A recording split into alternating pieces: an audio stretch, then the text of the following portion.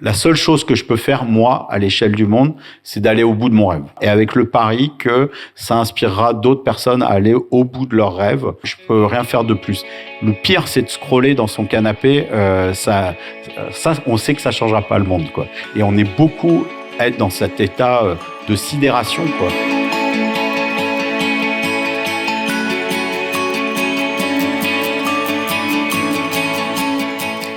Bonjour à tous et bienvenue pour ce tout nouvel épisode de Vers demain. Aujourd'hui, je vais parler d'un sujet qui nous concerne tous, le monde qui nous entoure. C'est un monde qui est en train de s'abîmer. Il y a le vivant également qu'on est en train de détruire. Et au milieu de tout ça, une question vraiment essentielle qu'on oublie souvent de se poser. Comment est-ce qu'on rallume cette petite flamme pour avoir envie de protéger ce qui nous entoure?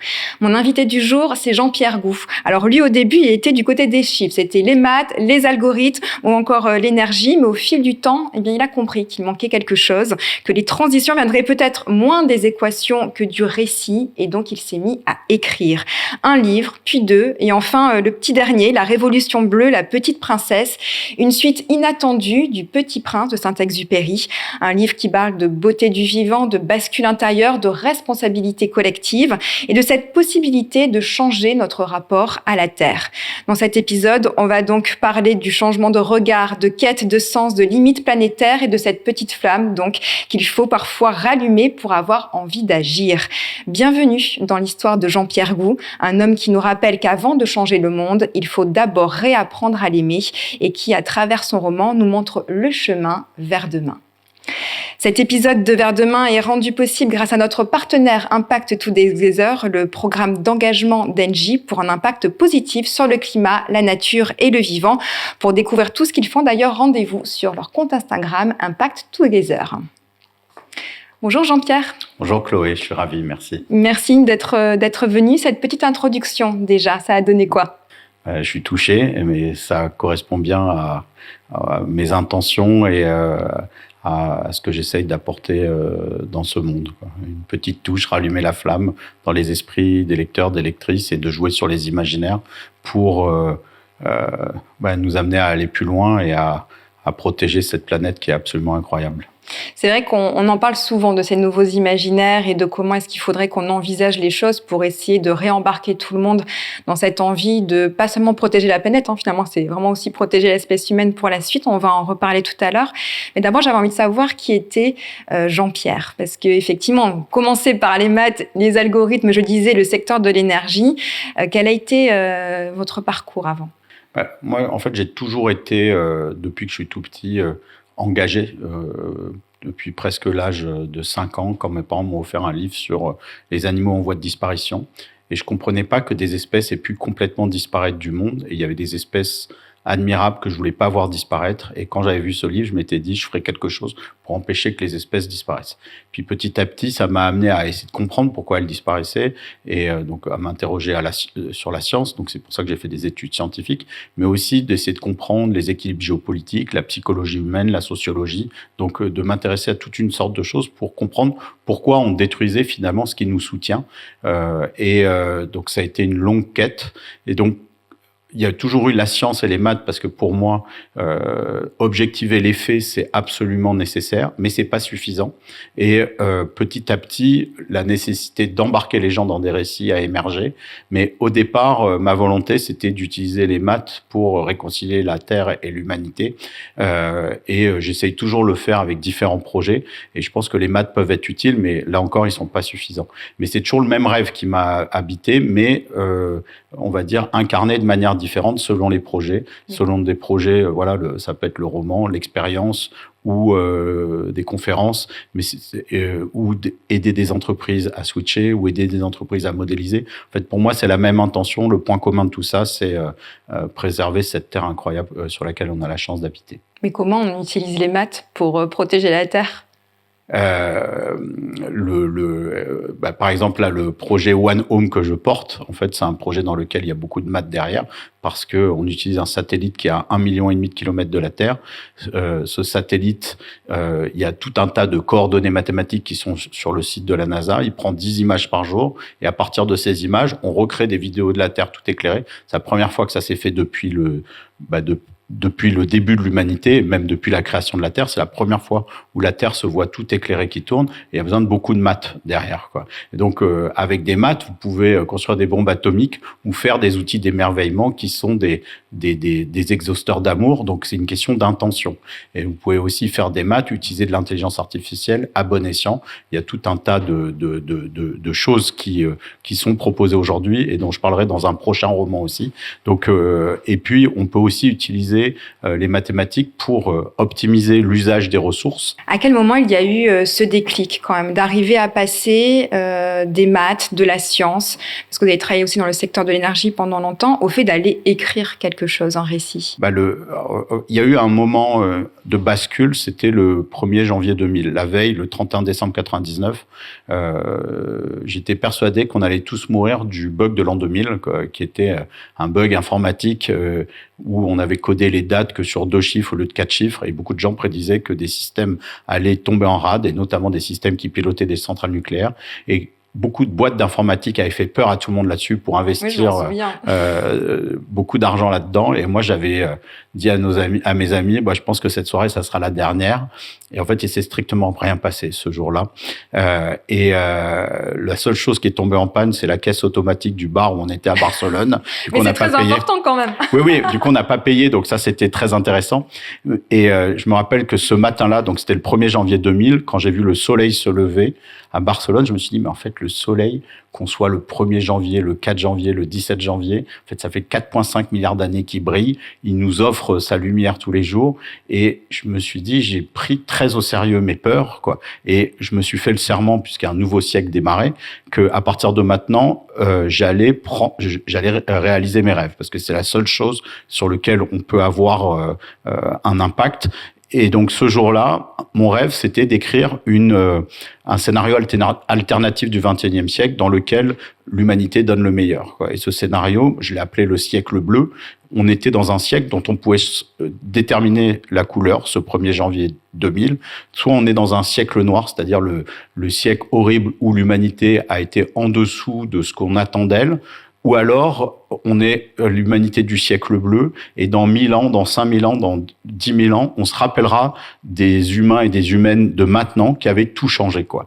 Et je me disais, en fait, c'est incroyable de se dire qu'on vit dans ce siècle. C'est comme si on vous disait, vous vivez à la Renaissance. Quand vous êtes à la Renaissance, vous le savez pas. Vous vivez dans le siècle des Lumières, vous le savez pas encore. Mais rétrospectivement, on se dit, si j'avais été là aussi. Ben, nous, on est dans ce siècle où on peut tout changer.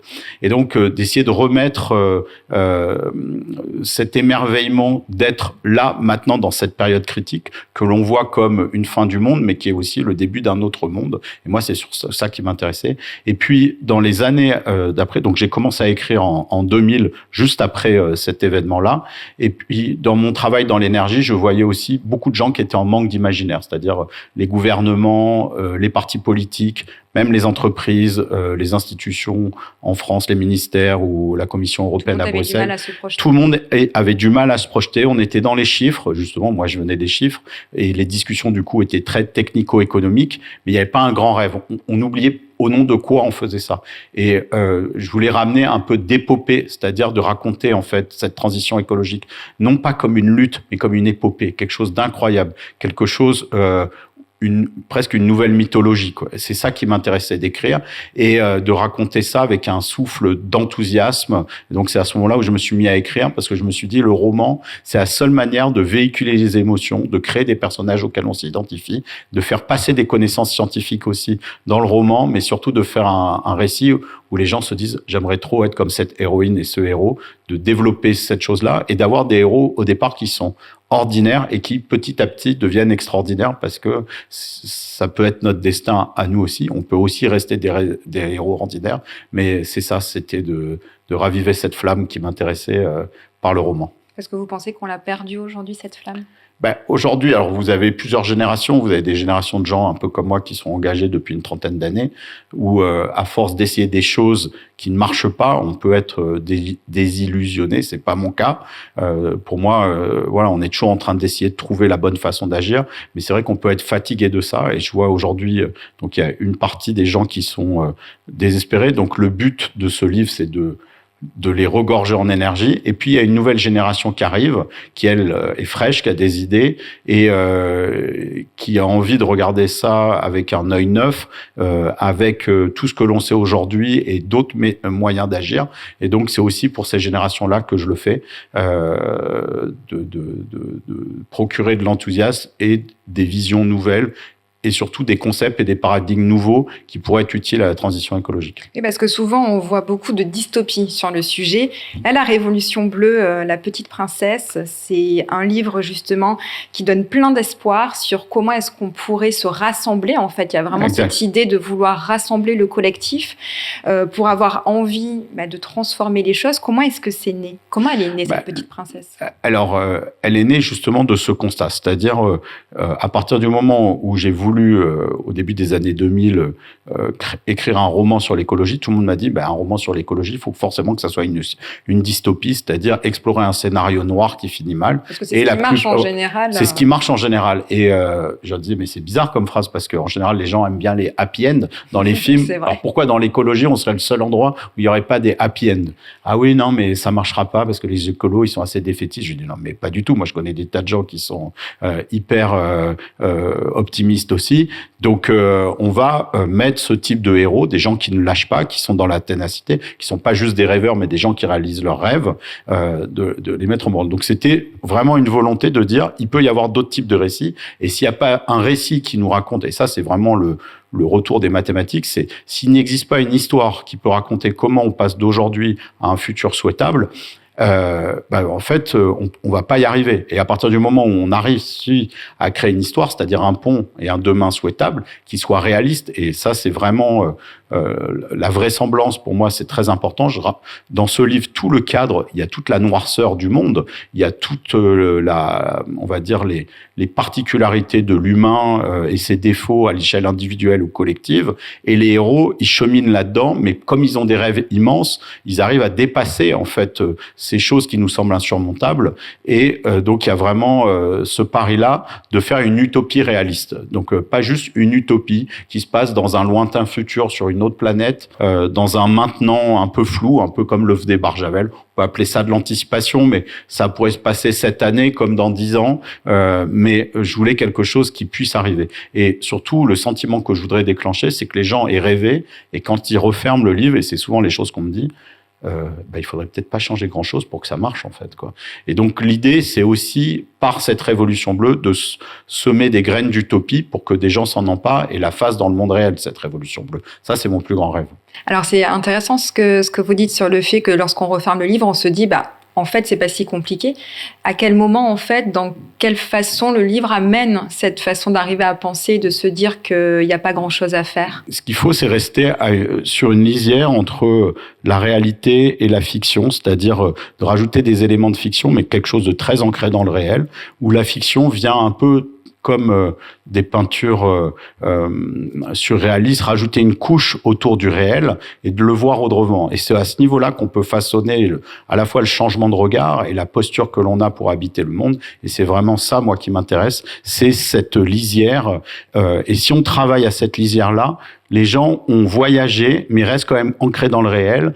Et il y a toute une alchimie dans l'écriture pour arriver à ça. C'est-à-dire, je joue un peu avec l'esprit des lecteurs et des lectrices, mais dans le bon sens. C'est de la magie blanche, je sais pas comment, ou de la magie bleue que j'essaye de faire, pas de la magie noire, pour susciter à la fois ces émotions, un engagement, un espoir, et de nous ramener en fait un peu à l'enfant qu'on était, c'est-à-dire de se dire que tout est possible, quoi. Et cette chose-là, tout nous dit que tout est possible, c'est une mauvaise affirmation.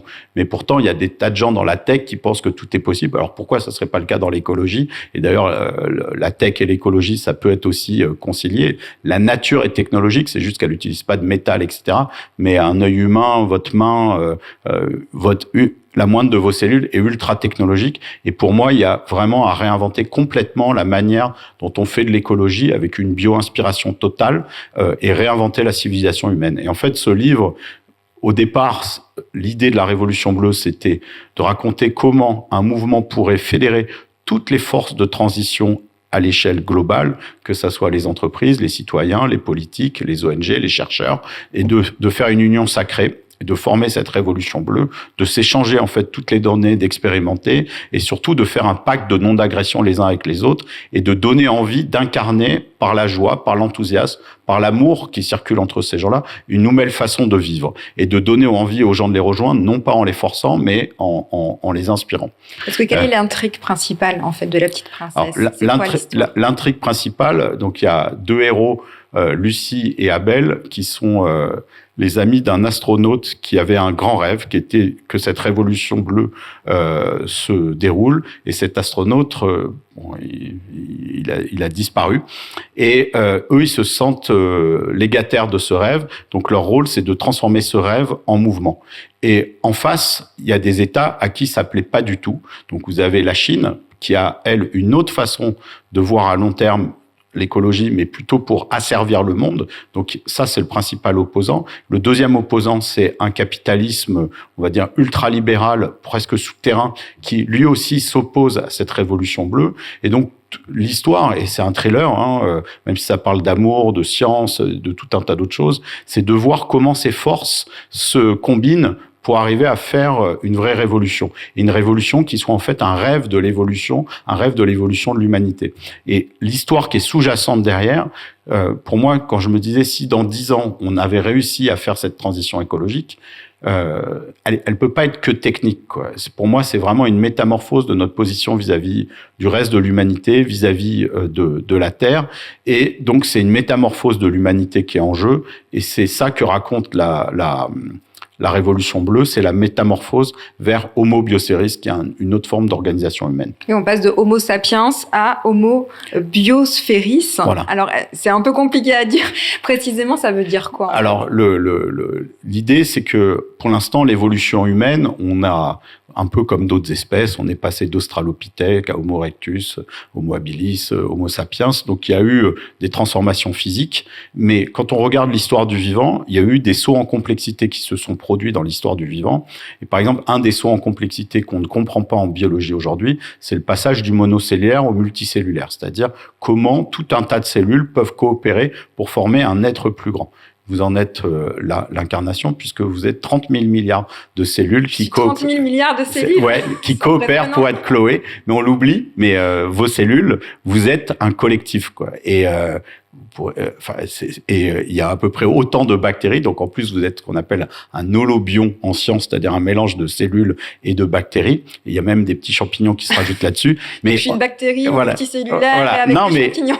Et pourtant, vous avez l'impression d'être un individu unique. Et la thèse, ou en tout cas la proposition du roman, c'est que l'humanité en est au même stade. C'est-à-dire qu'aujourd'hui, on serait 8 milliards de cellules humaines séparées et que le futur de l'humanité serait de former un grand être humain qui serait composé d'8 milliards de cellules. C'est ça, cet Homo bioceris. Et cette créature, ce méta-organisme, serait pas quelque chose de posé sur la Terre, mais serait un organe de la biosphère. Et ça rejoint une théorie scientifique qui s'appelle la théorie Gaïa, qui a été développée au début des années 70 par James Lovelock et Lynn Margulis. Et ces deux scientifiques, ils proposaient que la Terre soit un être vivant. La biosphère, c'est l'ensemble de tous les êtres vivants.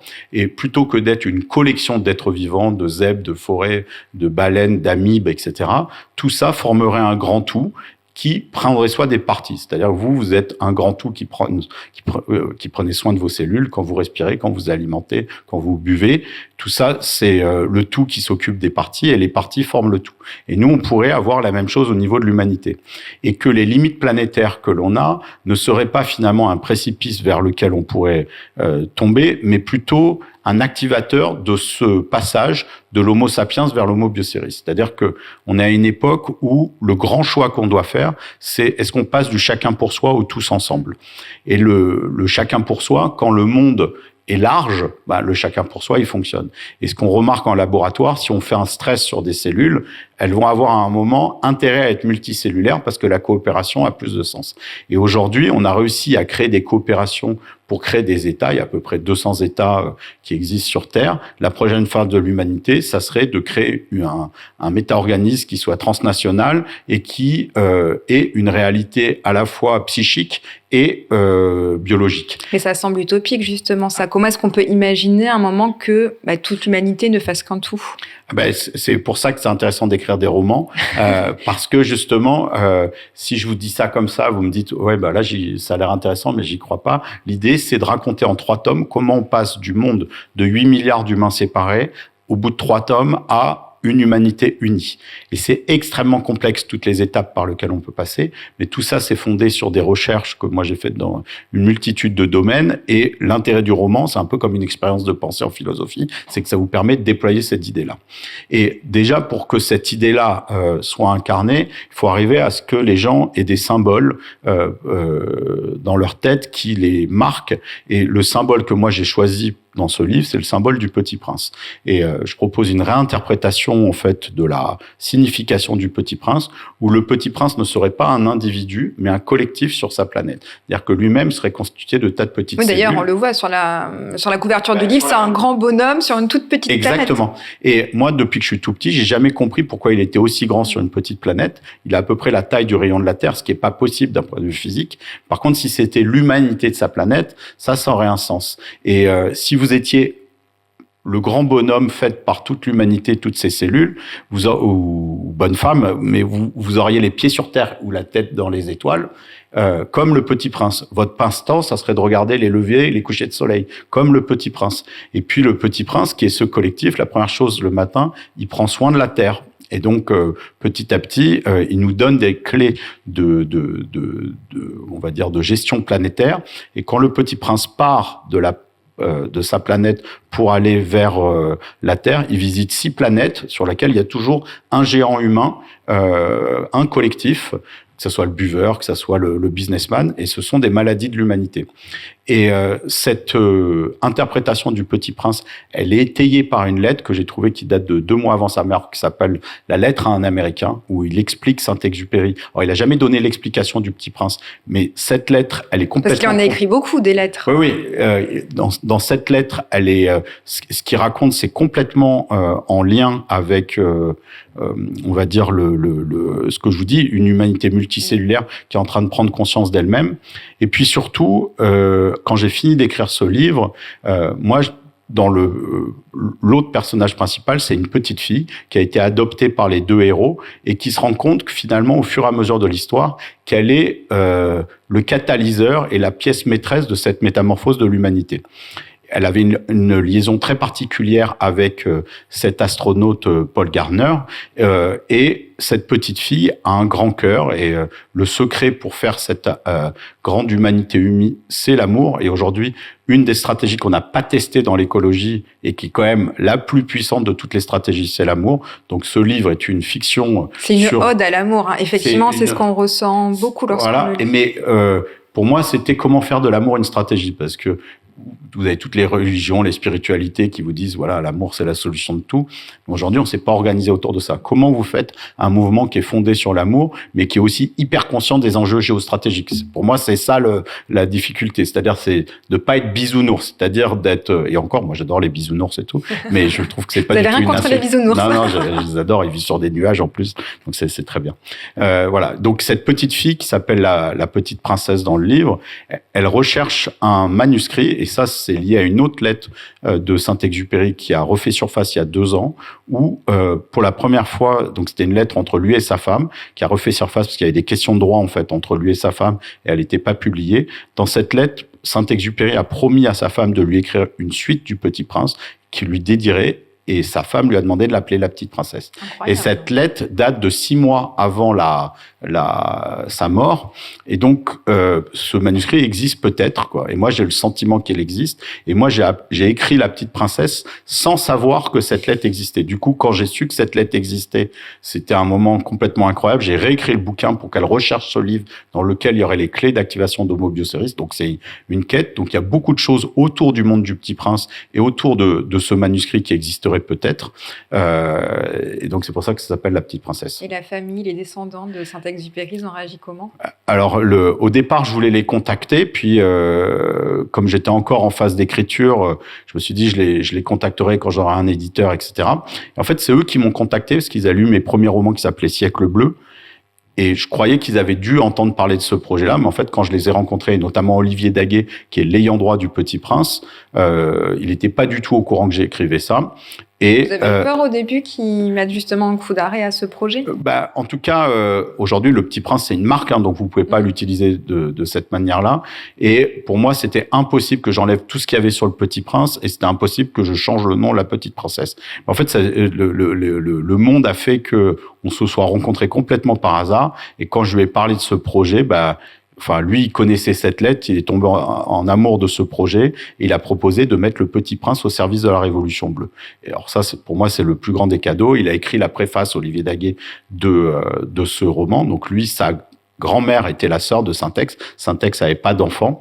Et le fait que lui et le reste de la famille valident, en fait, ce livre, le soutiennent, pour moi, indirectement, c'est un peu comme si Saint-Ex le voulait. Et c'est un symbole qui est très fort parce que Le Petit Prince, c'est un des rares livres, c'est le livre le plus traduit dans le monde après la Bible, et c'est aussi le livre le plus imprimé dans le monde après la Bible. Donc là, on touche à des symboles universels. Et donc, pour incarner cet Homo Bioceris, c'est ça que l'humanité pourrait devenir. Et dans le bouquin, tout le monde a envie d'aller vers ça parce que tout le monde aime Le Petit Prince. J'ai même entendu que Poutine était un fan du Petit Prince. Ah, c'est vrai? Peut-être qu'il faudrait lui envoyer le livre, alors. La situation. En russe, peut-être, mais parce que Le Petit Prince, il fait appel à ce qu'on a toujours été, c'est-à-dire notre enfant intérieur, et donc il réveille ça. Et je pense que même les pires criminels, etc., ils ont toujours cette partie-là. Et Le Petit Prince, c'est vraiment un livre de guérison, mais c'est un livre qui est, pour moi, magique. Et d'invoquer la magie du Petit Prince pour rajouter de la magie à la Révolution bleue, c'était le choix, mais ça s'est presque imposé à moi. C'était pas quelque chose que j'avais prévu au départ, ni le soutien avec la famille Saint-Exupéry. Donc voilà, j'essaye de poursuivre dans l'écriture de ce rêve. C'est une belle histoire. Est-ce qu'il y a des personnes qui sont pas du tout pro-écologie, pro-environnement, qui ont lu ce livre? Beaucoup, parce que moi j'ai fait une tournée dans toute la France et j'ai volontairement essayé d'aller parler dans des endroits qui sont pas nécessairement des endroits où les gens sont pro-écologie. Donc il y a beaucoup de gens qui l'ont lu en dehors de cette sphère-là, et des gens qui m'ont dit: ah ben dis donc, je savais pas que l'écologie, on pouvait en parler comme ça. Et aujourd'hui, les gens confondent écologie et écologie politique.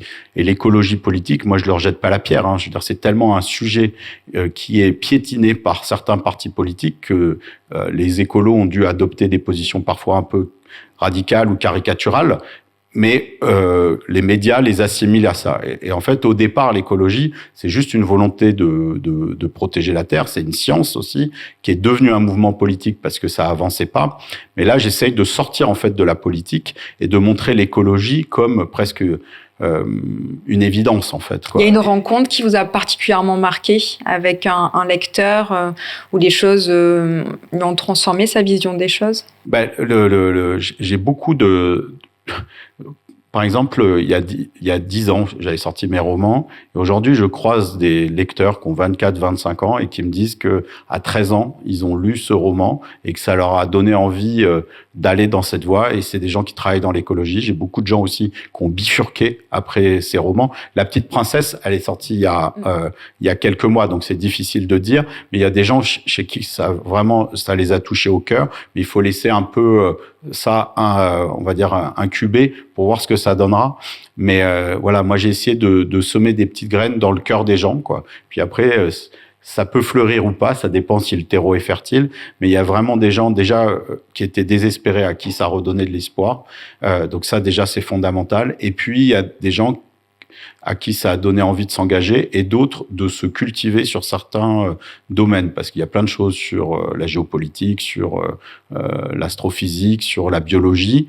Et j'ai essayé de faire un livre de choses aussi, un peu comme des leçons de choses, et par ces histoires de donner envie aux gens de creuser.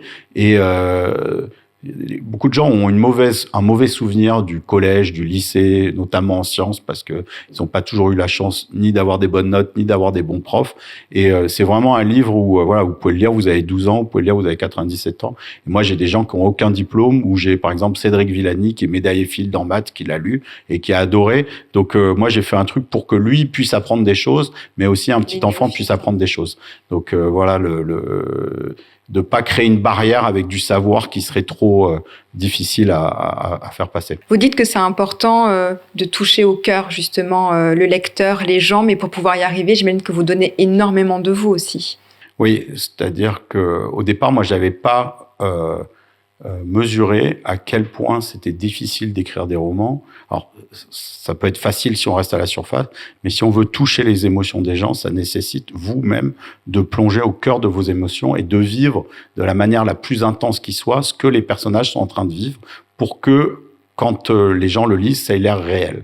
Et c'est un livre où il y a des ascenseurs émotionnels. Les personnages vont vivre des moments absolument horribles et des moments d'extase absolue. Et c'est important de rendre toutes ces émotions pour que le cœur s'ouvre. Et puis, la question du cœur et la question de l'amour, en fait, c'est une question avec laquelle beaucoup de gens sont mal à l'aise, parce qu'il y a beaucoup de gens qui ont eu des mésaventures amoureuses et du coup qui associent l'amour à quelque chose de négatif. Et dès le début, je pose la question de l'amour en disant, en fait, le terme en français désigne plusieurs réalités, et les Grecs avec 7 mots pour désigner différentes formes d'amour. Moi, la forme d'amour qui m'intéresse, c'est pas l'amour du couple, c'est ni l'amour filial ou l'amour qu'on peut avoir envers ses parents. Moi, ce qui m'intéresse, c'est l'amour universel, c'est l'amour inconditionnel, ce qu'on appelle l'agapé. Et en fait, cette forme d'amour, une fois que vous l'avez définie, peu de gens l'ont ressenti dans leur vie, mais les moments où vous l'avez ressenti, en fait, ce que vous ressentez, c'est la grâce, quoi. Et comment on le ressent ? Concrètement, ça se matérialise comment ? Quelle expérience ? Vous pouvez l'avoir, par exemple, des expériences de grâce, vous pouvez les avoir dans des paysages absolument incroyables, que vous soyez seul ou avec d'autres gens, où il y a un moment où vous dites, c'est comme si vous n'existiez plus et que vous faisiez un avec le monde. Donc, il y a des gens qui accèdent par les psychédéliques, il y a des gens qui accèdent par la méditation, et il y en a qui accèdent par des expériences spontanées. Il y a un livre d'un chercheur de la Sorbonne sur ce phénomène qui s'appelle la mystique sauvage, qui existe, et c'est des moments d'extase, où vous sentez que le monde est amour et que tout déferle sur vous. Et ce sentiment-là d'amour inconditionnel, c'est quelque chose, presque une expérience divine. Donc vous avez des gens qui associent ça à la rencontre avec Dieu, mais ça peut être des moments extrêmement spontanés et qui vous changent votre vie, des épiphanies, des conversions. En fait, moi, c'est ça qui m'intéresse. Il y a 2 scènes dans ce roman où les héros vivent ce type de sentiment-là. Et par exemple, exprimer ça, le traduire par des mots, c'est quelque chose qui est vraiment très complexe, où j'ai dû me reprendre à 50 fois pour faire ces chapitres-là. Mais par exemple, c'est des chapitres qui ont beaucoup touché. Une scène qui est dans la grotte et une scène finale qui est une scène de grand concert et qui ont beaucoup bouleversé les gens. Et ces scènes-là, je pense que j'ai vraiment tout donné pour arriver à les écrire. Est-ce qu'il n'y a pas un sentiment d'épuisement à un moment ? Parce que là, on est en train de se battre sur une idée qui est magnifique, mais là, on enregistre, on est en mi-juin 2025. Je pense qu'on n'a jamais été aussi près peut-être d'une 3e guerre mondiale. La situation géopolitique est très complexe. On va la chercher où, cette énergie ? Moi, je vais la chercher dans les rêves. C'est-à-dire que, en fait, ce monde que je crée, c'est un monde qui est imaginaire. Donc, je me plonge dans autre chose. Et ce monde, il est très connecté à mes rêves. Et aujourd'hui, moi, je vois un peu le monde contemporain comme une espèce de brouillard qu'on voit entre nous et la réalité et des croyances qu'on peut avoir une 3e guerre mondiale et ce qui est possible, hein, quoi. Mais comment est-ce qu'on pourrait aller plus loin ? C'est en essayant de se rehausser au-dessus des nuages. Et c'est pas facile, quoi. Là, j'ai écrit la suite qui sortira sortira le 28 août, là, qui s'appelle La Clé des songes, qui est sur les rêves, justement, où les héros de la Révolution bleue, un peu comme nous aujourd'hui, ils sont acculés. Et pour que la Révolution bleue continue à croître, l'amour n'est plus suffisant et ils doivent aller chercher dans le pouvoir des rêves. Et en fait, l'écriture de ce bouquin, pour moi, elle a été une thérapie parce qu'au moment où j'ai commencé à l'écrire, il y a eu un certain nombre d'événements en France et internationaux qui faisaient que je me demandais si l'humanité pourrait y arriver. Et à toutes les époques, il y a eu des moments où on se dit là c'est fini, et vous avez quelques visionnaires complètement fous qui y croient et qui continuent à y aller, et c'est par eux que le monde change, quoi. Et au contraire, ces terreaux où plus personne n'y croit, c'est des terreaux qui sont hyper fertiles parce que le monde est en décomposition, et cette décomposition est un terreau pour faire pousser autre chose. Et donc pour moi, ça a été vraiment une thérapie d'aller puiser au plus profond de mes rêves pour aller proposer ça, mais il peut y avoir une forme d'épuisement, et chez les héros aussi dans le bouquin, chez moi aussi, mais on se régénère, tu vois. Et je pense que l'important, c'est d'être tous ensemble. Moi, j'ai la chance d'avoir mes bureaux à la Climate House, qui est un endroit à Paris où il y a vraiment des tas d'acteurs du changement qui ont lu ces bouquins, qui me soutiennent. Les réseaux sociaux, ça vous soutient, la famille aussi, les amis. Et donc, voilà, il y a ça qui vous soutient. Il faut pas rester seul.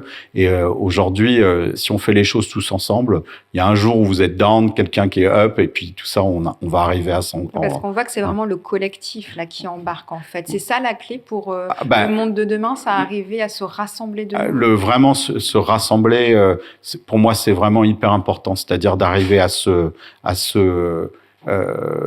sentir nombreux et pas seul, parce que quand on est seul, en fait, on voit que la petite pierre qu'on met et qui est dérisoire. Mais si on sait qu'on est des millions ou des milliards, comme ils sont à la fin de ce livre, ben en fait, on se dit toutes les actions comptent, parce que si ce milliard de personnes fait rien ou fait quelque chose, 1 milliard de personnes qui rêvent et qui réalisent leurs rêves, ça peut complètement changer le monde. Donc c'est ça le pari de la Révolution bleue, c'est que tous ensemble, en réalisant nos rêves et en étant dans cette énergie d'amour, on arrive à transformer le monde. C'est quoi qui te donne confiance pour la suite ? Ce qui me donne conscience pour la suite, c'est que je vois en ce moment des gens qui font des créations extraordinaires. Pour moi, les concepts que l'on avait pour la transition écologique, s'ils sont pas passés à l'échelle, c'est parce qu'ils étaient pas suffisants. Il y avait d'autres choses à adjoindre. Par exemple, cette question de l'amour qui allait pas de soi. Il y a eu beaucoup de débats dans sur ce roman, mais les gens ont trouvé que c'était vraiment quelque chose de génial et que on n'avait jamais dit dans le mouvement écologique, quoi. Et qu'il y avait beaucoup de haine dans le mouvement écologique parfois contre les opposants, et il y a besoin parfois d'un rapport de force. Et moi, ce qui me donne espoir, c'est de voir justement l'énergie du collectif qui est en train de changer, de voir des alliances se créer et de voir que les gens commencent à penser stratégie et tactique. C'est-à-dire aussi, on n'avait peut-être pas les bons concepts et on n'avait peut-être pas les bonnes stratégies et tactiques. Et ce roman, c'est un roman de stratégie et de tactique. Et on s'affine. Et je vois beaucoup de gens qui viennent du monde de l'entreprise parce que ils sont stressés pour le futur, pour leurs enfants, et qui viennent avec des méthodes hyper cartésiennes, des méthodes d'analyse, et qui viennent donner ces méthodes au mouvement écologique, qui étaient parfois des mouvements trop combatifs, mais c'est bien de l'être combatif, mais de ramener une dose de stratégie, de connaissance de la psychologie, de la sociologie, de la politique. C'est-à-dire, avoir raison, ça suffit pas, sinon ça aurait déjà marché. Et donc, il faut d'autres choses. On se dit, mais c'est quand même fou qu'on nous écoute pas depuis 30 ans, peut-être 50 ans. Peut-être qu'on n'a pas trouvé la clé, et pour moi c'est ça qui m'obsède, et ça c'est mon côté mathématicien, c'est-à-dire plutôt que de me décourager et de me dire tiens on n'a pas réussi, je vais aller élever des chèvres dans le Larzac, non, je me dis c'est parce qu'on n'a pas trouvé la solution, et il n'y aura pas une solution, il y aura des dizaines ou des milliers de solutions. Donc pour moi c'est un appel à continuer à rêver et à réfléchir aussi, quoi. Oui, parce que souvent, on évoque le fait de s'épuiser à trouver des solutions. Ouais. C'est un peu ça, en fait. On cherche trop la solution miracle, alors que c'est quelque chose peut-être de... Ouais, alors, dans le livre, j'insiste sur un concept taoïste qui s'appelle le Wu Wei, qui est l'art d'agir sans forcer. Et les philosophies chinoises sont très intéressantes parce qu'il y a cette lecture des énergies du monde, yin et yang, et très souvent, quand vous avez une stratégie dans l'écologie, vous allez essayer de la déployer, quelles que soient les conditions. Et par exemple, si on est dans un moment de faste économique ou de déclin économique, on peut pas garder le même langage, on peut pas garder la même tactique, et il y a une espèce de malléabilité, de fluidité de la stratégie, de s'adapter au monde, et de regarder les opportunités. Il y a des moments où l'opportunité n'est pas présente et c'est là où vous épuisez à essayer de faire passer quelque chose. C'est des moments peut-être où il faut faire du travail de fond et de créer les opportunités où quand elles arrivent, un élément d'actualité, quelque chose sur lequel on peut raisonner, là on s'engouffre et on va au bout. Et là, il y a une forme d'économie. Et dans la Révolution bleue, ils essayent de lire ces énergies, de lire et d'être wu-wei, c'est-à-dire de toujours rester dans une posture où on va privilégier le flow à l'effort, quoi. Donc ça, bon, dans le tome 2, la clé des songes là qui sort, ils vont vraiment être mis au bout de leur croyance parce que elle devient tellement grande, la Révolution bleue, dans le tome 2, que les ennemis utilisent des stratégies qui sont beaucoup plus violentes. Et donc là, ils sont en risque de mort et c'est plus du tout la même chose. Mais ils essayent de garder cette posture, quoi. Et moi, je crois aussi à l'importance de la posture dans l'écologie. Beaucoup trop de jugements, beaucoup trop de négation de l'autre. Et il faut évidemment garder un cap, mais quand les gens changent pas, c'est pas parce qu'ils sont bêtes ou qu'ils sont méchants. Enfin, il y en a peut-être certains, mais la plupart, c'est parce qu'ils voient pas comment ils peuvent le faire. Donc, essayer de se mettre à leur point de vue, de les embarquer. Et c'est ça la Révolution bleue, c'est d'essayer d'embarquer le plus de gens possible dans cette grande transformation du monde. Est-ce que vous doutez parfois de notre capacité à bifurquer, à changer ? Ah ben tous les jours, hein, tu vois, tous les jours. Je veux dire, c'est un grand tango. C'est-à-dire, on fait un pas en avant, 2 pas en arrière, et donc je veux dire, il y a des raisons de se désespérer, mais j'essaye de pas trop regarder. J'essaye de revenir à ce pacte que j'avais fait avec moi-même le 1er janvier 2000, c'est-à-dire la seule chose que je peux faire, moi, à l'échelle du monde, c'est d'aller au bout de mon rêve. Donc, et peu importe ce que font les autres, quoi. Moi, je vais faire ça, et avec le pari que ça inspirera d'autres personnes à aller au bout de leurs rêves. Je peux rien faire de plus. Et je vois dans ce chemin-là des gens extraordinaires qui font des choses extraordinaires, peut-être même de manière très ordinaire. C'est ça qui me porte. Et quand on regarde dans le monde, il y a toujours une raison de désespérer. Un voisin qui trie pas ses poubelles, un président d'un grand pays qui était autrefois une démocratie qui est en train de changer tout. Ok, mais il faut quand même continuer, quoi, et être stratégique, parce que j'essaye de mettre de la stratégie dans les projets que je mène aussi. Mais il y a des raisons de désespérer, mais les contempler ou se morfondre, ça n'a jamais rien changé, en fait, quoi. Donc, et on n'a qu'une vie, et je voudrais pas qu'à la fin de ma vie, je me dise, qu'est-ce que j'ai fait?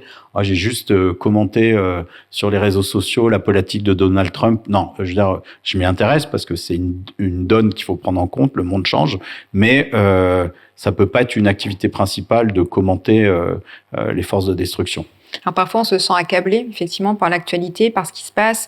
Le fait d'imaginer un nouveau récit, une nouvelle vision, ça peut nous donner de l'espoir. Mais on peut se dire, ça reste de la fiction, quelque part. Donc, qu'est-ce qu'on peut dire à ceux qui peuvent se dire à un moment, je sais plus quoi faire?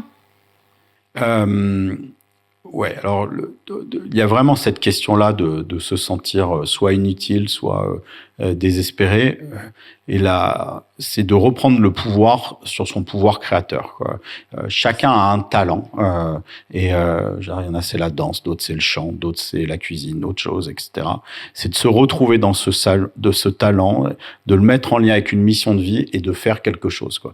Et très souvent, ces dépressions-là, elles se résolvent quand on arrive à remettre les gens autour de sur leur force, quoi. Et taper dans le dos en disant ça va aller mieux, ça n'a jamais changé les gens. Il faut les encourager à aller là où ils sont utiles, là où ça pousse, là où ils se sentent vraiment dans les forces d'évolution du monde. Il y a que ça, hein, je veux dire, créer. Penser le monde, ça n'a jamais été une finalité. Et quand on dit une fiction, écrire une fiction, lire une fiction, je ne sais pas si c'est actif ou passif, mais écrire une fiction, c'est quelque chose de positif parce que vous ensemencez le réel de graines de possibles que les gens ne savaient même pas qu'ils imaginaient. Donc, je Enfin, j'espère que ça a une valeur. Et puis, moi, je travaille dans mes activités de conseil, de conférencier, avec les entreprises, et puis en écosystème avec beaucoup de gens, de donner corps, en fait, à ces idées, à ces philosophies, et d'essayer que ça impulse dans d'autres mouvements. Donc, il y a déjà tout un tas de gens qui se réfèrent à la Révolution bleue dans des prises de parole, dans des écrits. Donc, ça commence. Vous avez un exemple, par exemple, qui vous a marqué? Patrice Van Hersel, qui est un grand journaliste de Libération, qui a écrit un bouquin incroyable sur la conscience. Il me l'envoie et j'ai découvert qu'il y avait 15 pages sur la Révolution bleue dedans, dans son essai. Mathieu Dardaillon, qui a écrit un livre sublime sur Anti-Chaos, qui était le patron de Ticket for Change. Il y a aussi 2 pages sur Homo Bioceres dedans. Donc, les concepts commencent à disséminer. Et c'est un bouquin qui est récent. Donc, et dans le monde de l'entreprise, est-ce que... Et dans le monde de l'entreprise, par exemple, le CJD, qui est un cercle d'entrepreneurs très gros en France, il y a 6000 dirigeants qui font partie du CJD. Leur groupe Planète, donc qui pense la RSE pour ces 6000 dirigeants, a pris le logo de la Révolution bleue comme logo. Et donc là, on est en train de voir pour faire un partenariat. Et on va lancer au mois de septembre une nouvelle phase sur One Home, qui est ce projet pour émerveiller les gens avec les images de la Terre, pour faire un appel mondial à montrer ces images dans 200 pays du monde et pour donner vie au rêve de Paul Garner. Donc j'ai une réunion là dans 1 heure justement sur ce projet-là, et on va faire des partenariats avec des ONG, avec des entreprises pour faire vivre ce rêve dans la réalité. Et moi, ce qui m'intéresse, c'est ça, c'est-à-dire que en fait, un roman, ça ensemence et après, il y a à tirer des filets. Par exemple, ce satellite qu'on utilise pour One Home, j'en avais rêvé à la fin de Siècle Bleu en 2012 et en 2013, j'apprends que ce satellite va partir. Donc, je sais, le monde est magique et écrire vos rêves, ça permet peut-être qu'ils se réalisent, quoi. La clé, c'est de retrouver son rêve et d'essayer de le réaliser. Finalement, c'est déjà le premier pas pour aller vers ce nouveau monde. Exactement, et de retrouver son pouvoir créateur. Parce que dans un monde qui vous submerge, même si vous avez réussi un bon gâteau pour vos enfants, etc., c'est déjà quelque chose, vous avez repris du pouvoir d'agir. Et puis après, si vous pouvez, si vous adorez faire des gâteaux, d'aller nourrir des militants climat qui sont, eux, en train de faire des tas de choses, ça peut être bien. Mais d'être dans vos talents, faire quelque chose, quoi. Et le pire, c'est de scroller dans son canapé. Ça, on sait que ça changera pas le monde, quoi. Et on est beaucoup être dans cet état de sidération, quoi. Et il y a un mot qui est, les gens savent pas toujours, mais l'origine du mot désir, c'est pour désidérer, sortir les gens de la sidération. Et donc, faut ressortir un désir de vie aujourd'hui des gens. Et quand vous êtes sur votre téléphone, en fait, vous êtes déjà dans une forme d'énergie de thanatos, d'énergie de mort, et de reprendre pouvoir de vos mains, de votre esprit, de votre corps, faire des choses, d'agir, d'organiser. Je pense que c'est ça l'un des enjeux, c'est de toute cette énergie qui est latente. Je lisais qu'il y avait entre 5 et 6 heures par jour sur les téléphones portables. Avant, c'était la télé. Si ces 5 ou 6 heures, elles étaient faites à entretenir la planète, créer de la beauté, prendre soin des liens humains aussi, parce que la proposition du livre, c'est qu'il n'y aura pas de transition écologique s'il n'y a pas de métamorphose de l'humanité. Donc, le grand enjeu, en fait, c'est de quelle humanité on rêverait, quoi. Alors, pour moi, c'est cette humanité inspirée du Petit Prince, multicellulaire, qui serait unie. Mais il peut y avoir d'autres visions, mais l'enjeu, c'est ça. On va finir cet entretien avec quelques questions signatures. Je les pose à chaque invité. Je vous l'ai dit, et puis vous me dites ce qui vous passe par la tête. Si je vous dis « vers demain », vous pensez à quoi spontanément ? Au bleu. D'ailleurs, vous êtes habillé en bleu aujourd'hui. Ouais, moi, pour moi, le futur écologique, il est bleu et vert, quoi. Il y a les 2 couleurs, et la Terre, quand on la voit depuis l'espace, elle est bleue et verte avec les forêts. Il y a un peu de marron aussi, mais voilà, donc je dirais peut-être multicolore demain, alors. Chez vous, est-ce qu'il y a un objet qui vous ressemble particulièrement ? J'ai un globe bleu dans mon bureau qui est inspiré d'Yves Klein. Et Yves Klein, c'est lui qui a inventé la Révolution bleue. C'était le peintre du bleu. En fait, ce globe, il appartient à une photo que Yves Klein avait prise, où il regardait la Terre depuis l'espace. Et j'ai une reproduction, en fait, de ce globe. Et en fait, ce globe, pour moi, voilà, il symbolise un peu tout mon parcours et tous mes rêves, quoi. Oui, parce qu'on oublie souvent, mais les astronautes, lorsqu'ils voient la Terre depuis l'espace, il y a ce qu'on appelle l'overview effect. Voilà, oui, parce qu'on est passé vite au départ, mais ce projet One Home, Le but, c'est de faire vivre à tous cet overview effect sans envoyer les gens dans l'espace, parce que c'est très cher et puis ça dépense beaucoup d'énergie. De faire vivre cet overview effect. Et l'overview effect est un de ces éléments. Tout à l'heure, on a parlé de ces moments d'épiphanie, de conversion, d'extase. En fait, quand les astronautes voient la Terre depuis l'espace pour la première fois, ils sont sans voix. Et ils tombent amoureux de la Terre et ils sont complètement transformés. Et ça se voit dans le regard. Tous les gens qui ont connu ce genre d'extase, qui ont vu la grâce, en fait, ils ont les yeux qui s'allument. Et ces yeux, un astronaute, quand vous lui demandez de vous raconter la première fois où il a vu la Terre, vous voyez les yeux qui s'allument. Et donc, moi, c'est ça que c'est pas juste changer de regard, c'est allumer le regard. Et aujourd'hui, on a un regard qui est usé sur le monde, et alors que le monde, c'est un mystère. Le monde, il est merveilleux. Rien que d'être vivant, de respirer, de pouvoir parler, c'est étrange. Et de ramener les gens à ce petit côté qu'a l'enfant qui se réveille le matin en disant « Tiens, qu'est-ce qui va se passer aujourd'hui ?» On a plus « Oh là là, j'ai rendez-vous avec mon boss tout à l'heure, etc. » Non, de se reconnecter au miracle d'exister. Et en fait, ces astronautes ou ces gens qui ont connu ces expériences-là, ils ont eu ça. Et moi, si je peux éveiller pour les gens qui n'ont pas la chance de le rencontrer par One Home ou les romans, ces moments de grâce, voilà, c'est ça qui pourra peut-être nous donner l'énergie de faire tous ensemble et de rêver un autre futur. Vous préférez qu'on dise de vous que vous êtes inspirant ou utile ? Allez, inspirant. Vous échangez votre vie pendant 24 heures. Vous choisissez qui et pourquoi ? Peut-être quand même avec un astronaute. Pour avoir même justement l'overview effect. Ouais, parce que ça fait 25 ans que moi j'essaye de le faire vivre à tout le monde, mais en réel j'aimerais bien. Et puis si je peux juste me réincorporer et pas dépenser l'énergie de la fusée, j'aimerais bien quand même voir la Terre depuis. On fait pas une Katy Perry du coup. Non, pas une Katy Perry. Et puis Katy Perry, elle est restée que 5 minutes, donc je suis pas sûr qu'elle ait perçu grand chose. Allez, une petite semaine quand même dans la station spatiale internationale. Le monde en 2050, selon vous, s'il fallait le résumer en 3 mots. On aura réussi la transformation vers Homo Bioceris et ça sera la phase la plus extraordinaire de l'histoire de l'humanité et de la Terre. Un rêve un peu fou que vous n'avez pas encore osé lancer. Y a ce challenge là qu'on va lancer sur One Home au mois de septembre, donc d'ailleurs qu'on appelle le Blue Revolution Challenge. Donc ça, c'est mon prochain rêve. Et comme le prochain bouquin il est sur les rêves, on le lance en même temps. Donc et comme tous les rêves, je sais pas du tout si ça va marcher ou pas, mais il faut oser quoi. Donc oser, c'est quand même la base de la Révolution bleue. D'ailleurs, il y a cette question qui revient souvent dans le roman. Que seriez-vous prêt à oser de grand pour un monde plus bleu? Et ça, c'est aussi une question que je pose à vos auditrices et auditeurs. Vous réécoutez cet épisode dans 10 ans. Est-ce que vous pleurez, vous rigolez, vous dites que c'est pas si mal? Je rigolerai parce que on aura fait 10 fois plus encore que ce que je raconte. Et j'en rigolerai parce que je me disais, à l'époque, il y avait des gens qui me prenaient pour un utopiste. Et en fait, ça s'est réalisé. Donc, voilà. Mais non, j'aimerais beaucoup que ça soit ça. J'aimerais pas dans 10 ans de le contenter en disant on n'a rien fait de tous ces rêves. Et je crois que l'humain, il a une capacité extraordinaire avec tout le stress qu'on voit actuellement. Si on arrive à l'inverser et à libérer l'énergie qu'on a dans nos cœurs et dans nos rêves, on va y arriver, quoi. Merci beaucoup. Merci beaucoup. Jean-Pierre Gou, vous venez d'écouter son histoire, celle d'un scientifique qui a compris que les équations ne suffiraient pas à réparer le monde. Alors il a pris un autre chemin, celui du récit, de l'émotion, du sens, comme vous avez pu l'entendre.